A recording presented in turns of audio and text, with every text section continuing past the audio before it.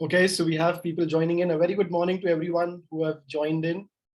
We'll wait for 30 to 60 seconds for the others to join in as well. A very, very good morning to everyone.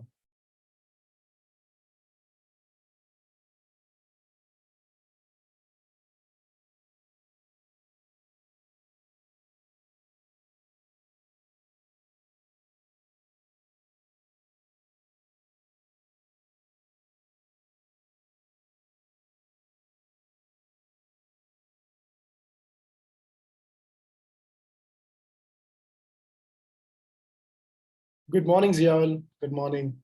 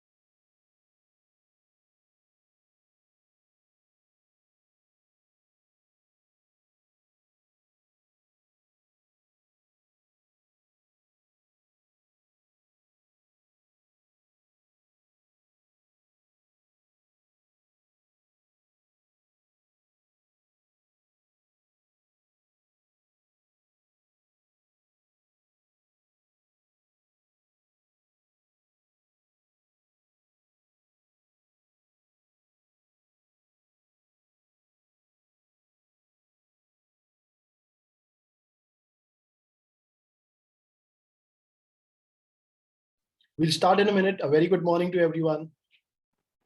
We've got people joining in again. Good morning, everyone who are joining right now. We'll start in a minute. We'll start in a minute, folks.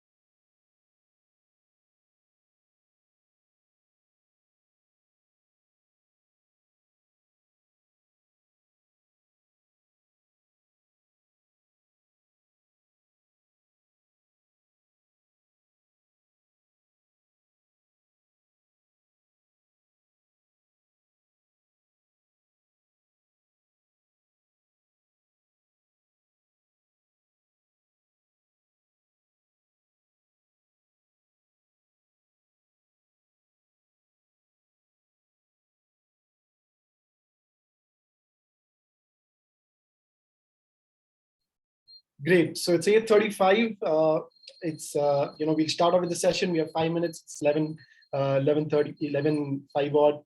A very, very warm welcome to everyone. A very, very good morning to each one of you who joined the webinar. Thank you for taking out time from your schedules to attend this webinar. Here's hoping each one of you is staying safe, staying healthy and doing well. So basically, we've gathered today to discuss thoughts, ideas, and stories around contextual user experiences. And this webinar, just to plug in, is brought to you by Netcore Cloud, which is an industry-loved 360 MarTech engagement and retention stack. This product is used by folks across growth, product, and marketing. We help brands contextualize, personalize, engage, and retain users for the web, for the mobile, app, email, SMS, WhatsApp, and a lot more channels. To introduce myself, your host for today, I am Mudit, leading the product sales specialist team at Netcore Cloud. My team and myself amplify the growth for Netcore's customer engagement and experience business. So quickly setting up the agenda for today, for a discussion today, the 60-minute session will be divided into two parts. The first 20 minutes, I will take you through some insights around contextual user experience and why we believe it is truly the most essential piece in the world of engagement today.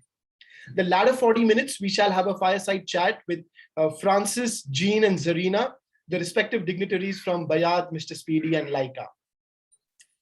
So let's begin. Let me go ahead and share some insights on contextual user experiences with you, the ways that brands have implemented it, and how they use it to boost their mobile app metrics. But before that, let me go ahead and do a quick poll. I just quickly want to understand, how mobile app is basically a retention strategy for a company. How important is mobile app retention strategy? Right, I'm quickly launching a poll right now, and I would love to hear from all of you. On a scale of most important, acquisition being more important, and equally important as acquisition, where would you rate retention as a strategy today for your brand? Great, getting a lot of votes for it being most important, being equally important as acquisition. Perfect, great. I'll quickly go ahead and end the poll now.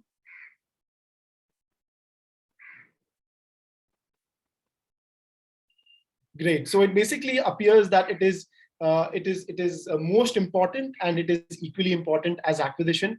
And I completely resonate with with the poll over here. Now here's a stat. Here's a very interesting stat from Apps Flyer. It's a study that basically talks about how important retention today really is. It's a graph from day 0 to day 30, and it basically talks about what is the retention across various verticals in the industry today. And the number for day 1, right, if an app was installed on day 0, the retention rate for day 1 is just 25%, right? That's how low it is, which means there's an uninstall rate on day 1 itself of 75%. What's more interesting is that on day 3, 7, 14, 30, the number for retention just depletes, right?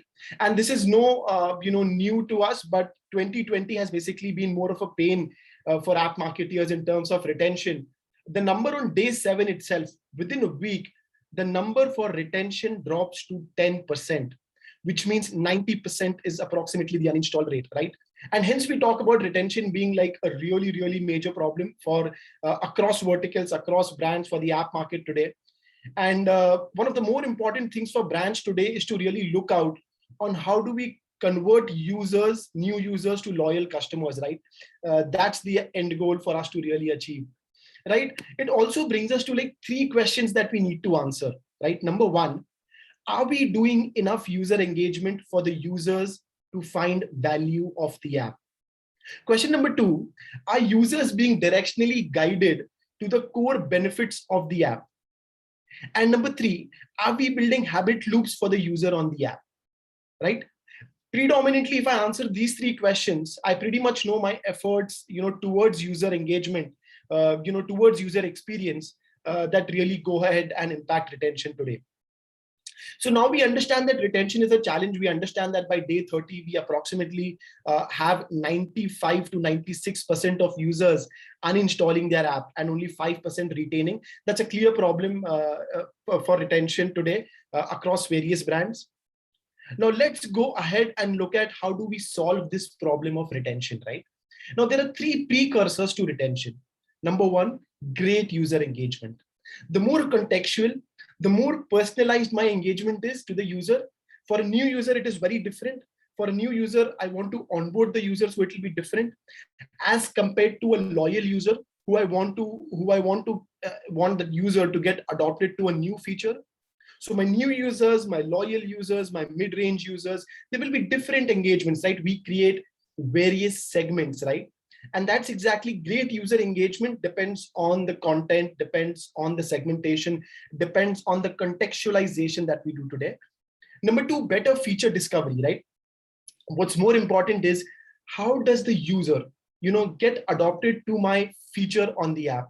If there's a new feature that I've launched in the app release cycle, there's been an app update, there's a new feature launched, how quickly or how easily are the users adopting to my feature, right? Is my feature discovery a problem today? Can users not grab the best pieces of the app? Can they not use my topmost use services? That's a question to answer. And at the end of it all, we want to form habit loops, right? So for example, if Mr. Speedy is a delivery app, how could users go ahead and get adopted to the process of scheduling a delivery from point A to point B. If it's Bayad, which is basically a payment app, right? How can users make payment more fluidly over time and time again? And that basically, goes ahead and ensures feature discovery of making payments, making bills is a lot more easier. So at a larger level, these three major points is what impacts and betters my retention. Now, if my retention is really good or is getting better, I obviously now have multiple choices to and the possibilities to monetize a lot more. Right?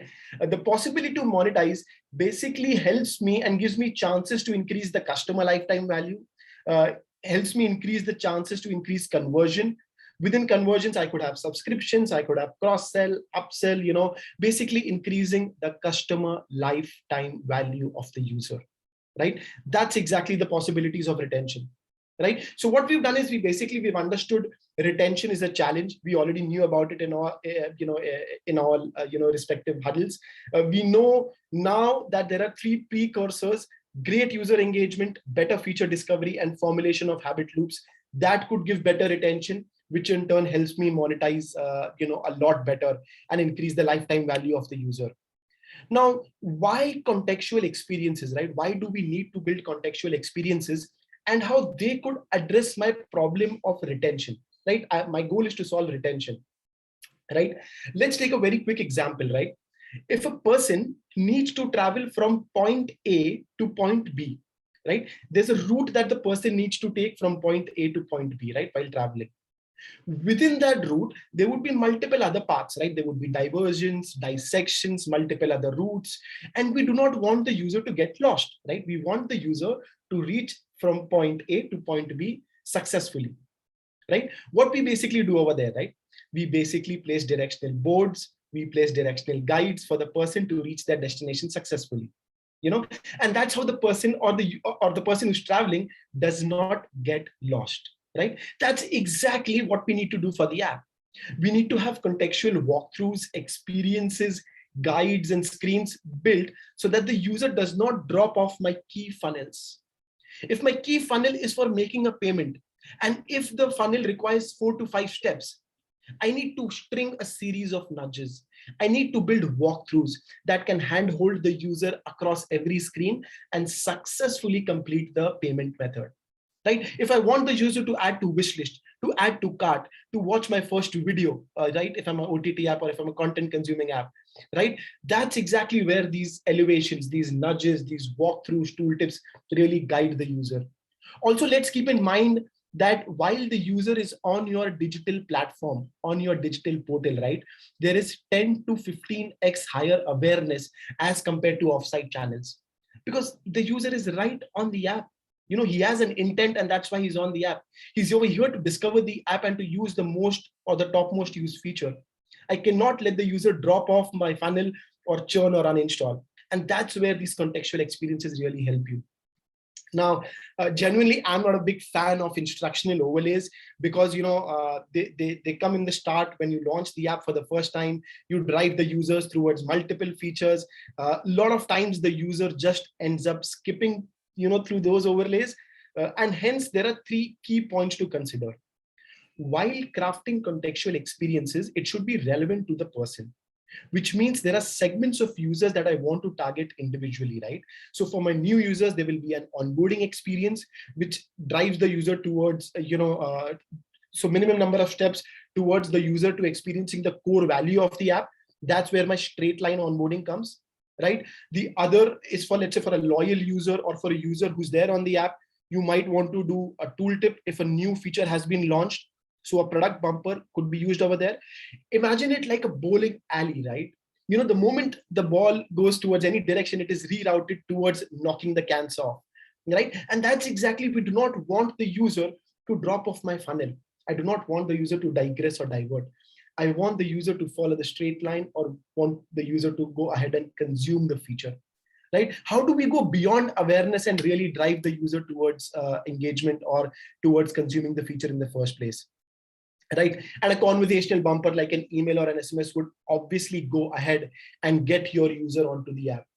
But more importantly, it should be relevant to the person, it should be relevant to the path, and it should be non-impeding. We do not want to create too much of engagements, right, which cause an irritation, an unwanted or an unpleasurable experience for the user. And that's exactly, it has to be highly relevant and contextual basis the user stage. That's exactly why contextual experiences are so powerful. Let me go ahead and conduct another poll quickly, right? I just quickly want to understand, what is the key challenge today for you, for your brand? Is it retention? Is it funnel drop-offs? Is it activation? It is feature adoption? I would love to hear your thoughts on what is that key challenge, that you would like to address for your brand today. Great, getting a lot of votes for feature adoption and retention. Also getting partially votes for funnel drop-offs and activation as well. Great, user retention is topping the poll right now. Great, great, great. I'll just quickly end the poll for now, but thank you for your feedback. So basically, user retention and feature adoption is where we really lie the most. That's exactly where we really want to go ahead and improve the challenge for a brand. This definitely helps. Thank you so much for that poll. Great. So what we've basically done is we've understood retention is a challenge. We've understood precursors for retention. We've understood that feature engagement, feature adoption, better user engagement, formulation of habit loops help me do retention a lot better. And that retention will help me possibly monetize a lot better. Right now, how do I ensure retention is retention, and these three precursors are really going ahead and getting addressed? That's exactly where contextual experiences can really help me. Now, let me show you a few examples on today how brands are using contextual user experiences today. There's this OTT app, right? There was this media OTT app basically, and they had this entire problem of uninstalls, which means on day zero itself, the user without consuming a content would uninstall the app, right? That's a nightmare, right, for a media OTT platform. Right now, they went deeper into findings, and they actually found out three key problem areas. Number one, the app lacked a product tool or an onboarding experience. Right, the user were left on their own to figure out their app, right, which is not what we want for new users, especially when we are scaling to tier 2, tier 3 regions as well. Right. Number two, it did not capture any preferences. Do you like comedy? Do you like romantic? Do you like funny? Do you like thrillers? None of the preferences were actually captured during the first app launch. Right. Number three, there was an analysis that they were actually, they had actually kept on surfacing, but they never made use of that analytics, which basically said users who discovered genres like comedy or regional content, had much higher day 7 retention. Right. That is an analytics that they never, could make good use of. They built a hypothesis and built an experiment wherein they said, we will capture user preferences like language, genre, and coupled it with personalized onboarding experience. What the user likes is what we will show, basis their recommendation engines, but they'll basically go ahead and capture user preferences, and they will nudge the users. So they knew that comedy and regional content works well for them, right? And that improves their day 7 retention. So what they went ahead and did was they basically created a nudge that drove the users to play the first video, which indirectly impacted their day 0 retention. Now, please, for all of us, we know this, that user onboarding is like super, super critical. It has the highest value and should be defined really, really well. It basically solves a good product adoption. It solves better retention for me. It arrests my churn. User engagement and activation is a lot more better, right? And it reduces also the customer service workload, because if a user does not figure out, they end up calling you, they end up writing chats and going ahead and dropping feedbacks, dropping Q&As, and that's where a strong onboarding experience can basically help you solve the problem of retention. Here's another use case with a huge telecommunication provider. Now, like any telecommunication provider out there, they had this app which gave a lot of beautiful analytics, right? Analytics like how much of your data is remaining, when is your plan about to expire, very contextual analytics that only a telecommunication provider would obviously be able to give it to you. But the reason why they had built the app was for recharges to happen on the app, right? That's their North Star metric. For a telecommunication provider, getting recharges done on the app is absolutely critical. That's exactly why they built the app for, right? And that's exactly they said, people recharge from the other apps, parallel apps, but nobody goes ahead and does a recharge on my app, right? What we did was we basically contextually went ahead and built something called as we built something called as a contextual walkthrough. So what we did was we picked up a segment of users where the recharge was about to expire in the next 6 days. Their intent to recharge will be the highest, and there were 3 to 4 screens to go ahead and make the recharge. And that's exactly where we drove the user and said, click options. You would be overloaded with a lot of information, but don't think. These tooltips will guide you to click on what on every screen and make a recharge, right? Not only they improved their recharge percentage, they also went ahead and did a lot of other use cases, right? So just let me quickly show this to you as well. So this is a user who's launched the app. They are 6 days away from their plan expiry, or their plan getting, they have to recharge in the next 6 days. There's a tool tip that comes on screen number 2. Select the pack basis your plan. Go ahead and select the plan. Because there are recommended plans already created by the telecommunication provider, right? User will get confused and might drop off. So do not let the user get confused, right?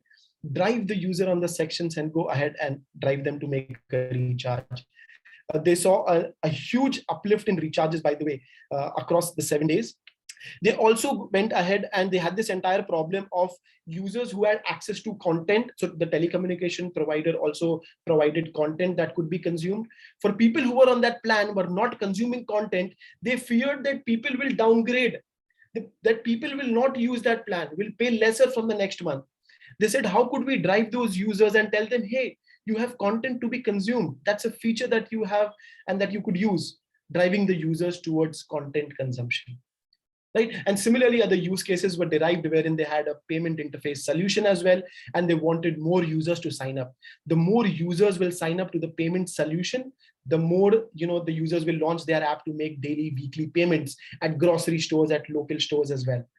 Right. So 3 use cases, very powerful, very contextual, basis different user segments. If you look at this, there were different problems, different segments that were addressed over here. Right. Now we'll quickly go ahead and talk about another, the final one, which is basically a ride-hailing app. Now the ride-hailing app was losing out on a lot of users as they did not have enough drivers available to cater to them.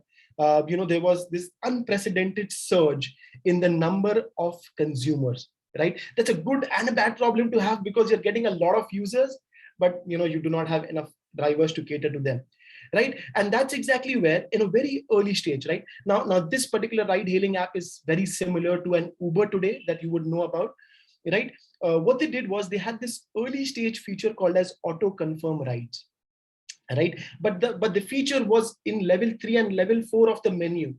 Now, to expect the user who's a tier 1, tier 2, tier 3 user to really go ahead and adopt to that feature in the level 3 or the level 4, the user would just be lazy and go to another app and book a ride, right?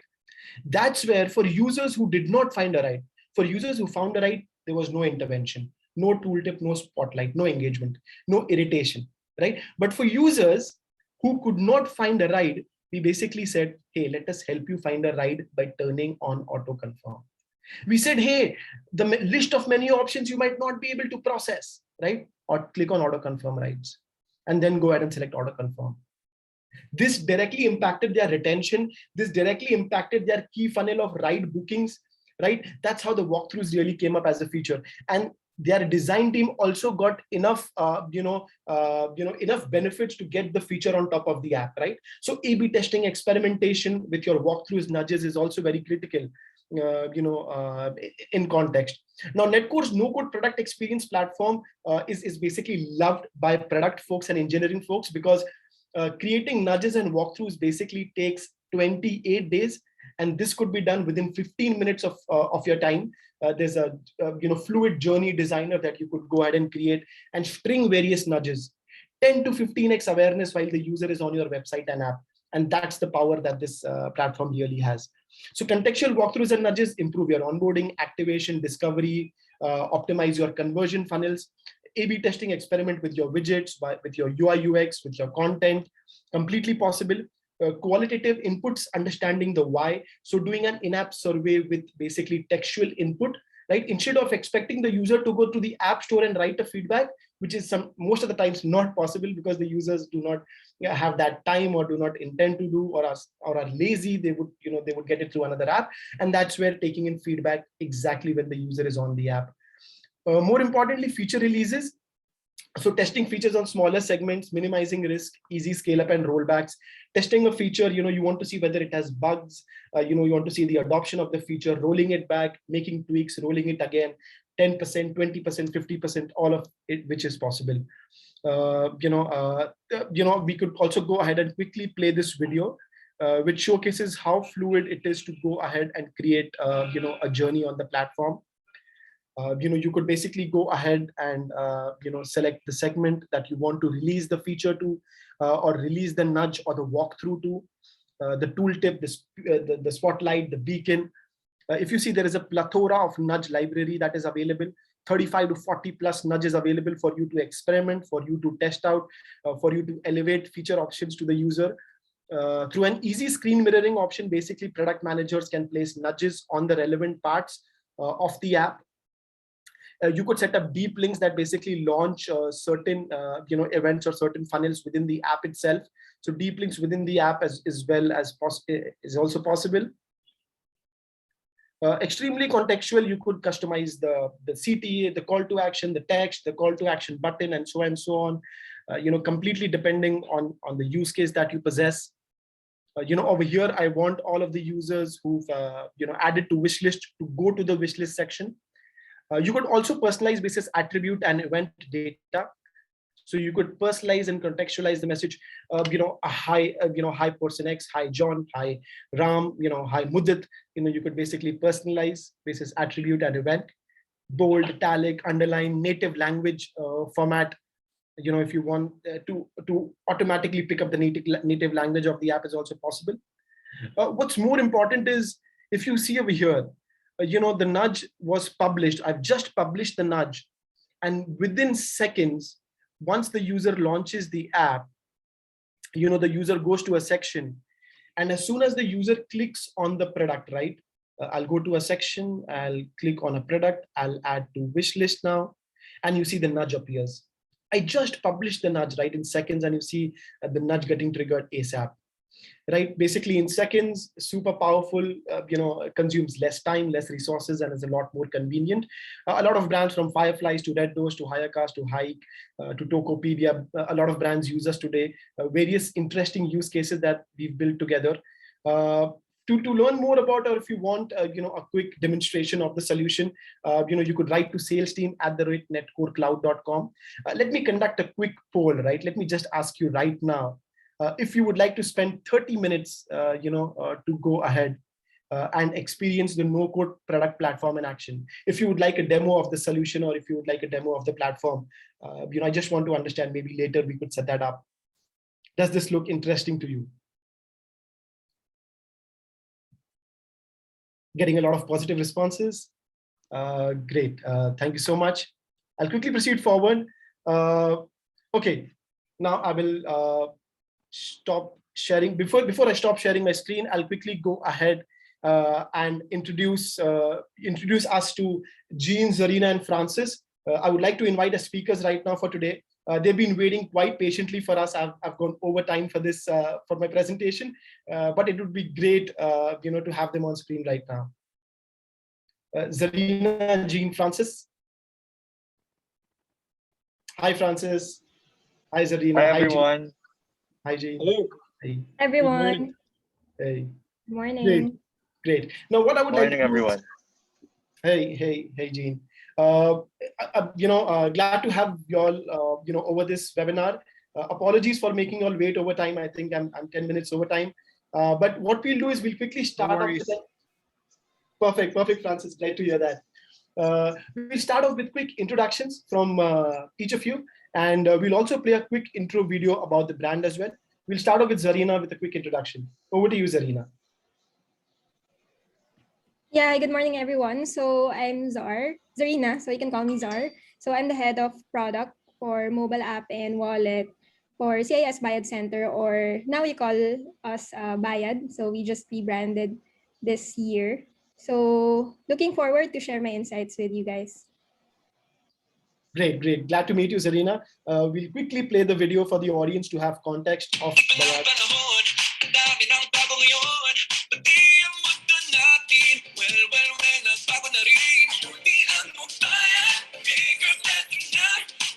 Centers, but sa mga partners may online app.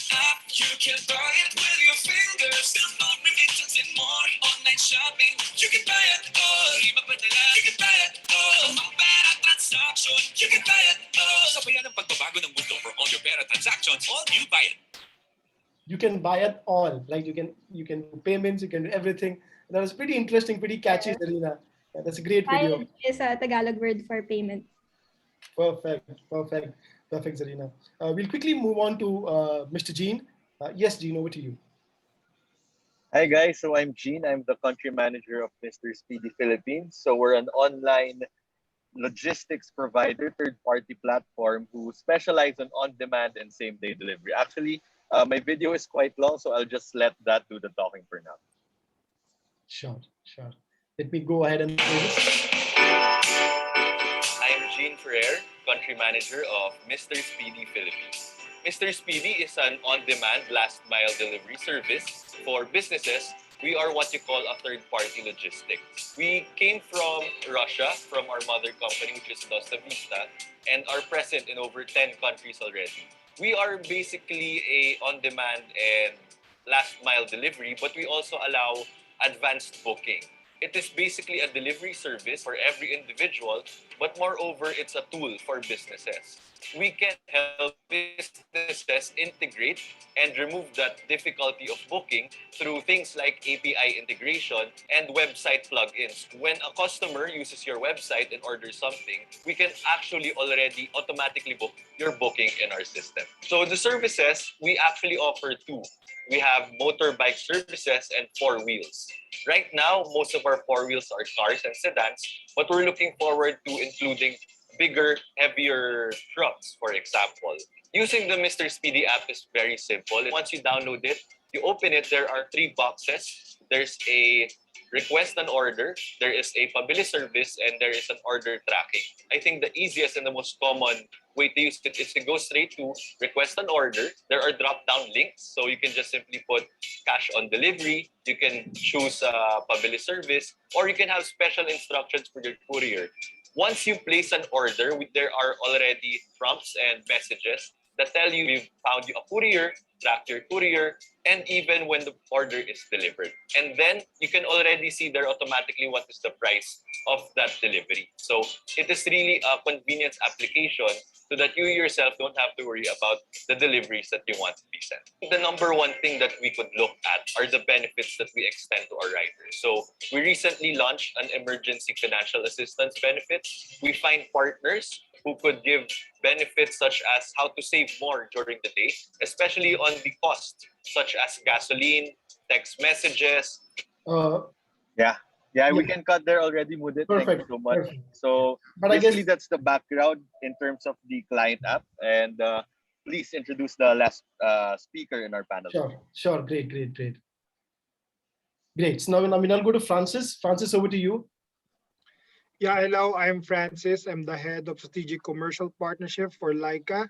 And just to give you a gist, Laika is the only app in the world right now that has a social media function, that has an e-commerce function that is of Laika Mall, and the reward system function in Laika Gems. So we combine it in one app. So basically, we're the only player right now in the market. So take it away. Great, Francis. Very interesting to hear that because I'd like to know more about you in our fireside chat. I'll quickly stop sharing my screen for now. Great. Can you play the video? Oh, great. Just give me a second. My bad. No worries, man. Just let me go ahead and play the video.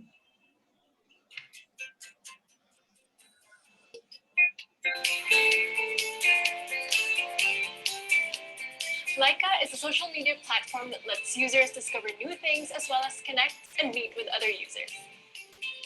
Show your support by rating your friends' posts.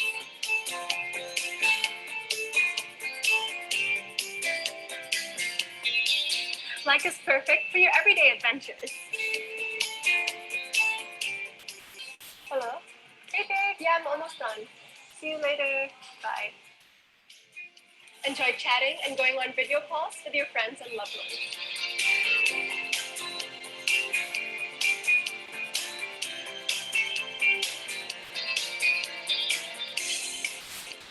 Leica rewards users with Leica gems. These gems can be used to pay for items bought from Leica's numerous partner merchants. Transferring Leica gems is easy. All you have to do is scan the QR code or type in a username, enter the amount, and hit send.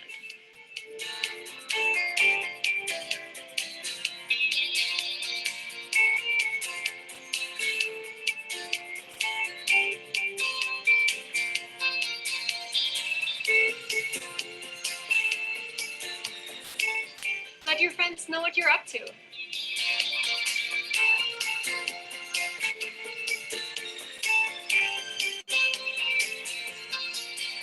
Leica combines commerce, community, and content to make it your #1 digital platform.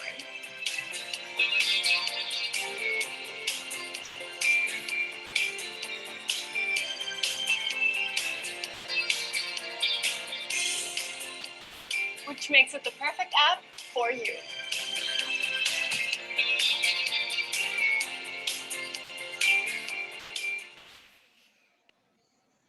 This is super interesting, Francis.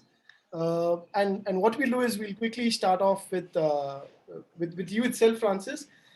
Social media. I just saw the video. I think we all saw the video.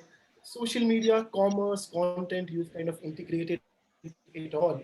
What has been the possible impact to business during the pandemic? That's like question number one. From me.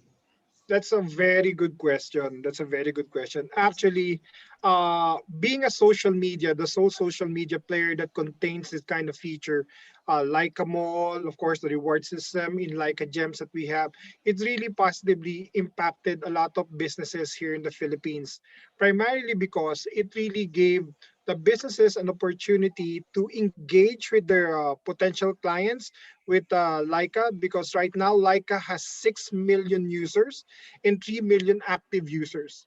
So it's a quite powerful number, quite powerful data for those businesses to engage. So in terms of economics, in terms of I can say business transactions, Leica is really proud to say that we have 900 million business transaction in terms of gems on a monthly basis, and this is generated by the users and of course by the merchants themselves. I believe that during the pandemic, a lot Leica really thrived because people have more time to use the app and have more time to really discover new features about the app. Recently we just finished a 10-day crazy sale, which we distributed. Actually, we have a lot of winners. We raffled off MGZS, a motor vehicle, which we awarded yesterday and the other day, and of course Vespa motorcycles. And we did this by using the contextual messaging that we use in our app, because a lot of people were aware about our no, about our raffle, about our hunting, treasure hunting in our like mode, and this really engages them and of course increase the time that they spent in the app. Would you believe it? On an average, the people that I interviewed in the winners, they spent 2 to 6 hours hunting for the treasures in the app. And that really increases our time and of course their time spent in the app. And that's no, I can say attributable to the information that we sent out in the of course in the in-app contextual messaging that we have. And it's very important that this kind of engagement is very seamless between the users and of course in the app itself, because it highlights the features, it highlights the benefits to the users. And that's why during the pandemic, a lot of business SMEs, restaurants, hotels, retail really benefited in the Leica merchant ecosystem. That's very interesting, Francis. In fact, that's a very good point. I think that came out right. Raffle hunting was so it was so difficult to kind of find in the app, and how contextual experiences really helped users to reduce the Yeah, average time spent in the app. I think that's a metric exactly. that's also very important for retention. Yeah. Coming to average time spent, coming to Gene for that, right? For Mr. Speedy, where the intent is very clear. How do you kind of build these watertight user experiences on the app, Gene, for Mr. Speedy?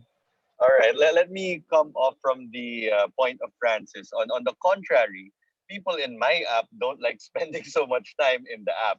Actually, what the app is, and I guess because of the nature of our business is, Correct. people like spending the least amount of time getting the job done.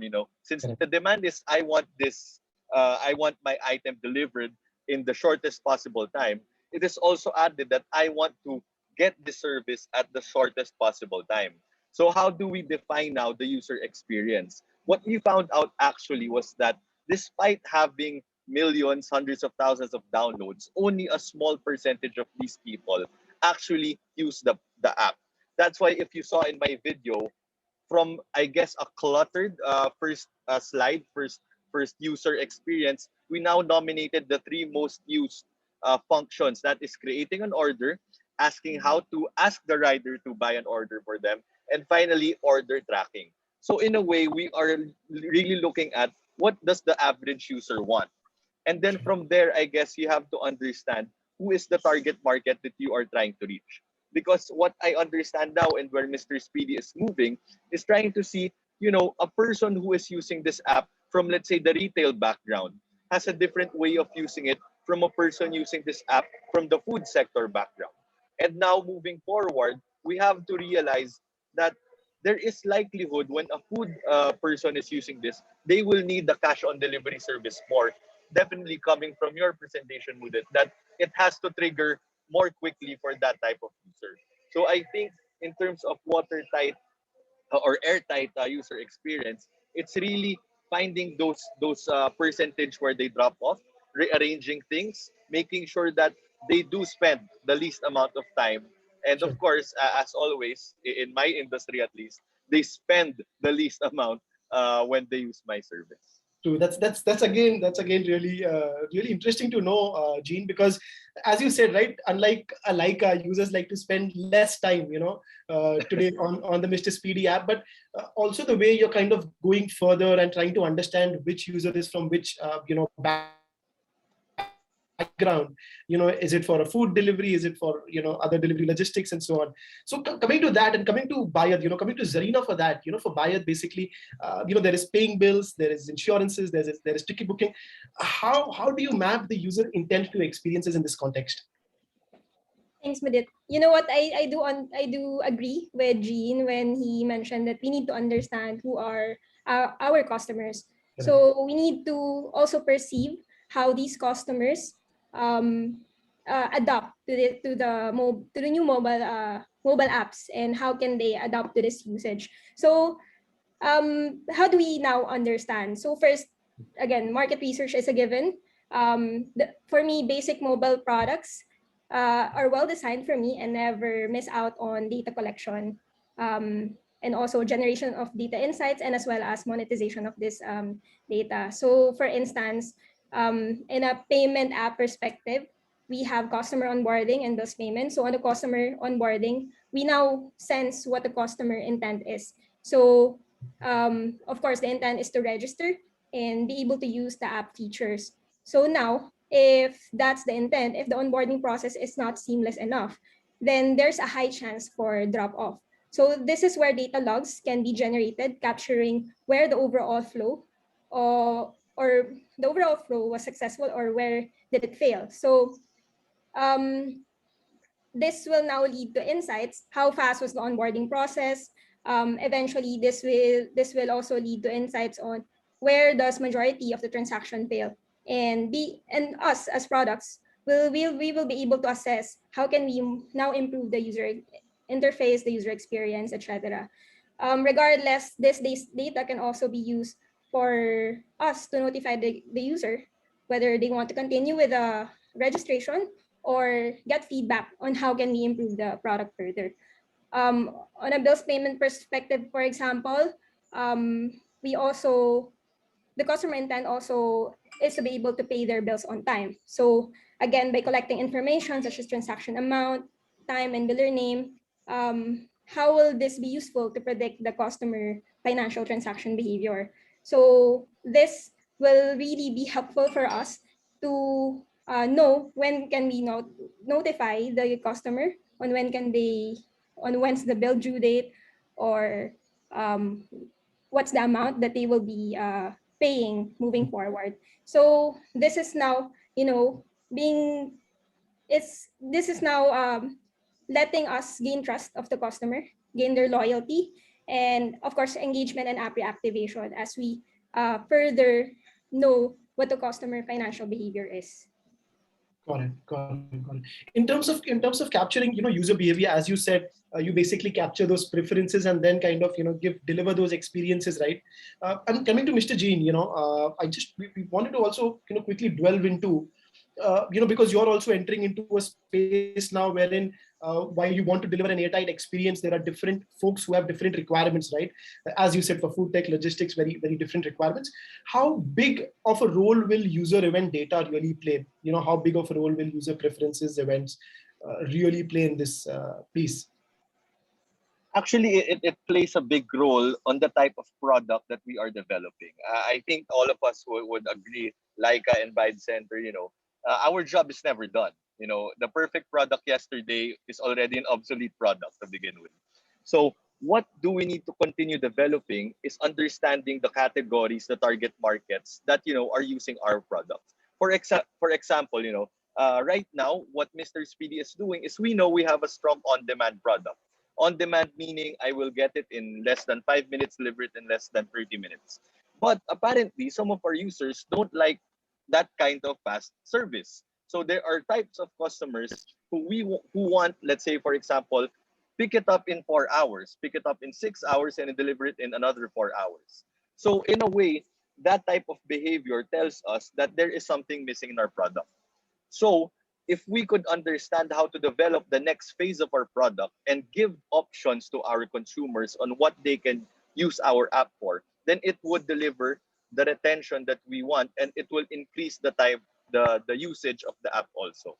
So I guess when we collect these data, there are two steps, I guess. The first is it available?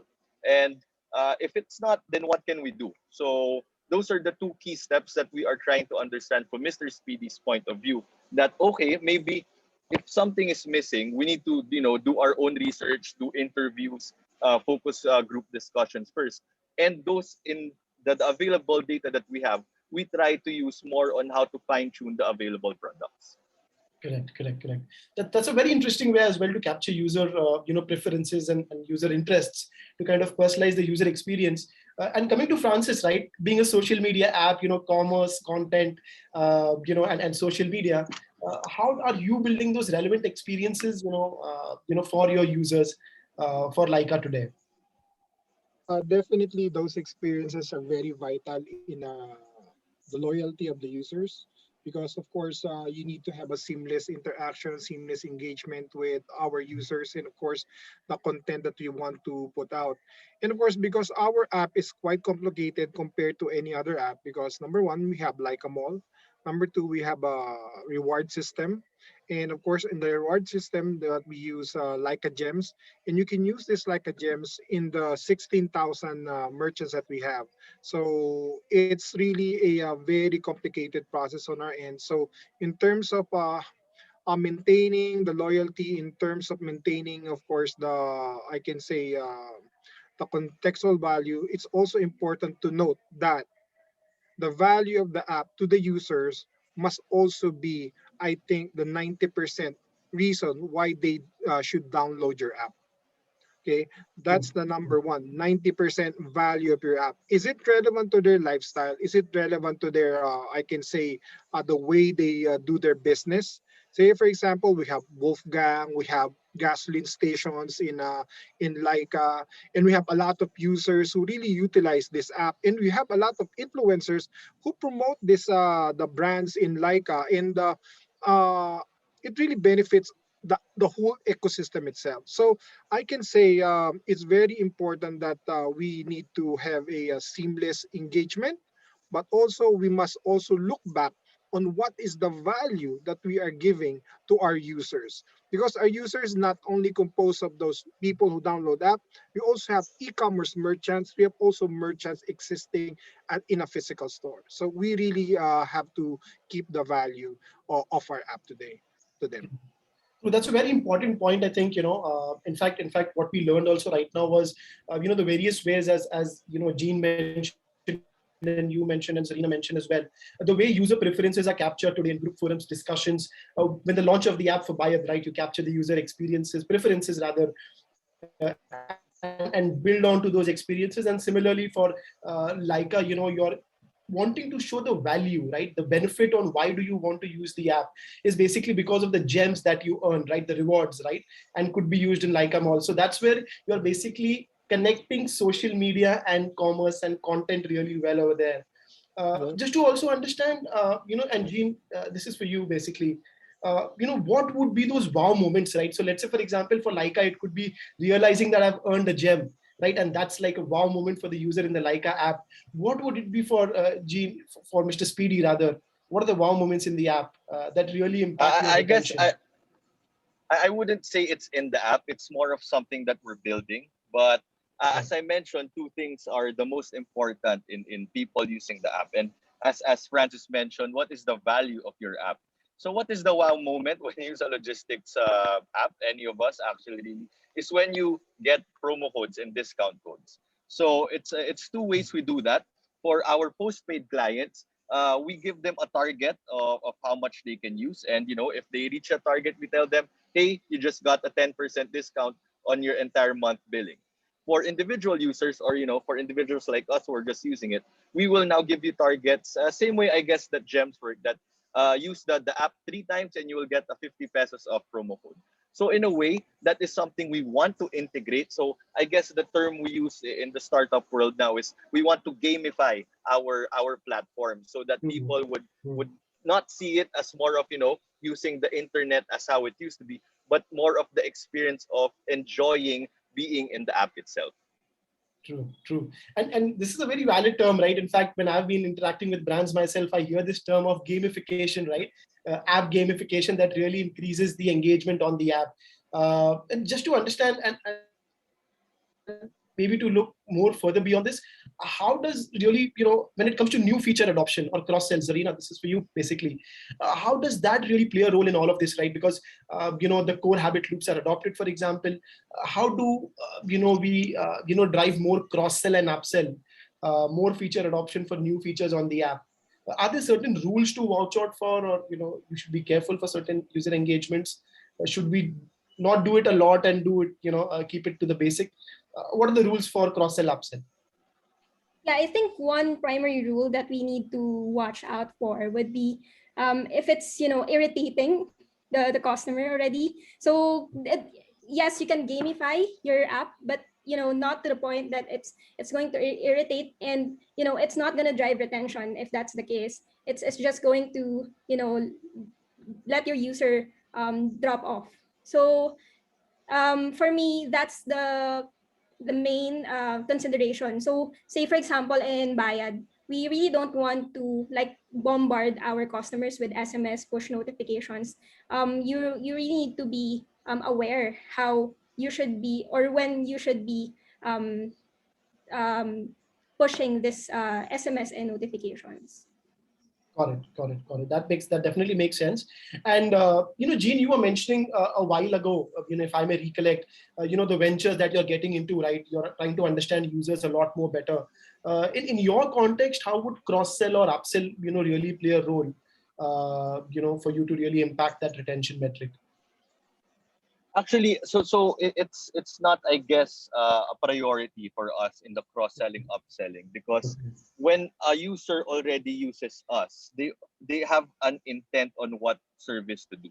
So when we talk about cross selling and upselling, is what other value would I get from you, because I already know you can deliver. So for example, let's talk about the on demand product versus the same day product. the user experience is different, but what is the value proposition of the other product is it is cheaper. So that in a way is the cross sell, or for some of our business accounts, as you also saw in the video, at the start of the year, we just recently launched more of our four wheels. So in a way, the cross sell there is deliver more goods. But again, it has to match the type of user or consumer that we have, because some businesses will never ever have any use for a four wheels category vehicle. So it's really targeting and understanding the user experience of these different categories, these different sectors who are using the logistics industry. Makes sense. Makes sense. Definitely makes sense. And also to understand, right? To not go behind a user segment. To not go behind and recognize which users will my product, that I'm launching fit the best, right? Because there would be certain services for certain user segments itself. So we've basically learned about the kind of the challenges, or how does contextual experiences fare for every vertical. We've learned about user data collection preferences and how do we personalize the experience. We've spoken about retention metrics, and we've spoken about cross-sell, upsell in a bit as well. Just to understand finally, from each one of you, if that's possible, how does the market industry look like? Because we've got various verticals. We've got social media, commerce content, we've got fintech, financial services, we've got delivery and logistics. How does the industry look for you, and why do you think it is important to implement contextual user experience for your vertical today? We'll start with Francis basically. Yeah, the industry right now for the apps, especially in social media and e-commerce, is really booming. So it's not going to slow down. It's only going to go up in the next few months, and definitely a lot of people will download Leica primarily because we really give value. We really provide them, I can say, an additional income stream, an additional opportunity to engage with their consumers.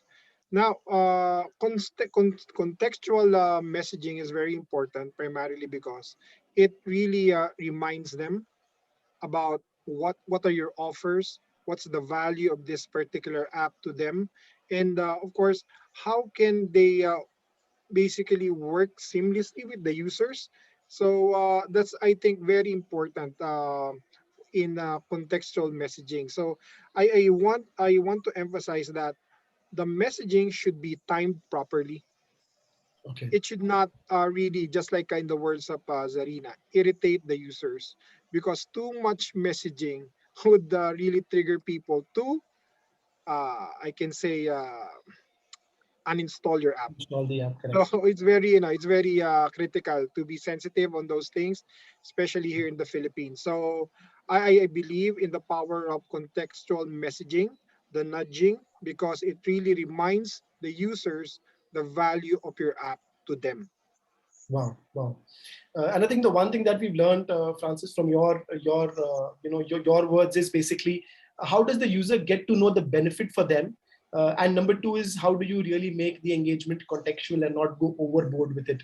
We'll go to you, Exactly. Zarina. Great, great. We'll go to you, Zarina, for your thoughts. Yeah, so the Philippine market or economy for me is still largely cash based. So, and on a social aspect, those customers that are willing to use payment apps still see perceived risk on privacy and security. True. And actually, we're not the only payment app in the industry as well. So it's really a challenge to how can you get users use or customers use Bayad. So I do think that contextual information is like a personalization.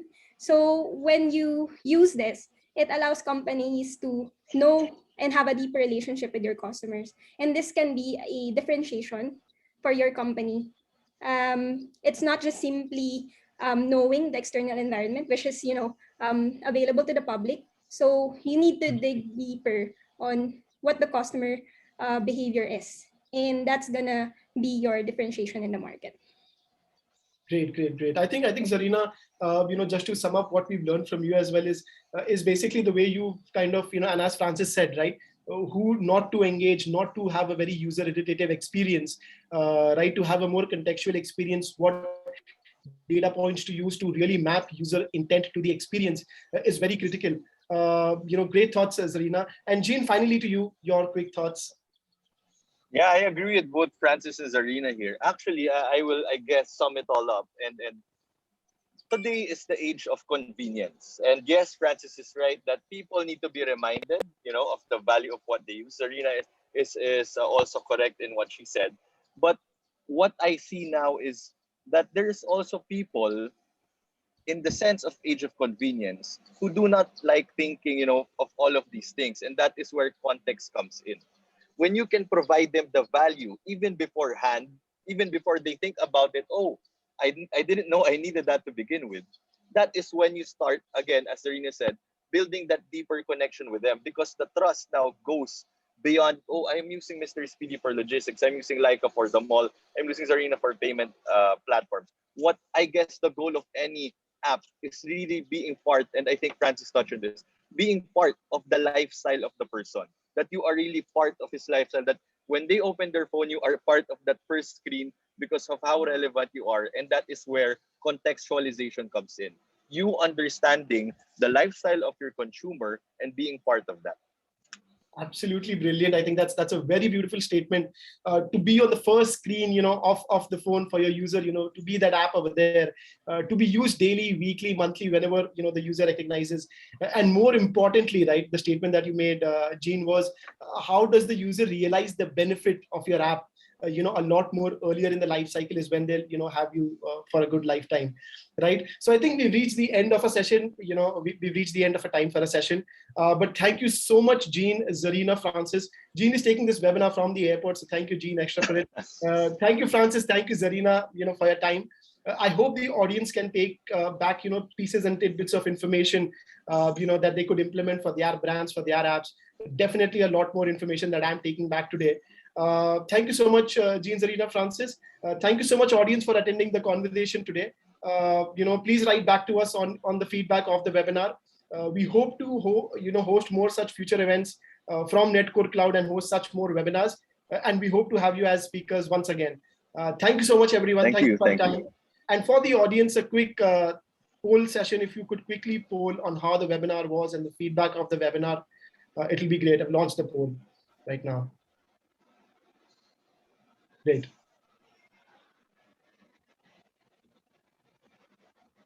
Great.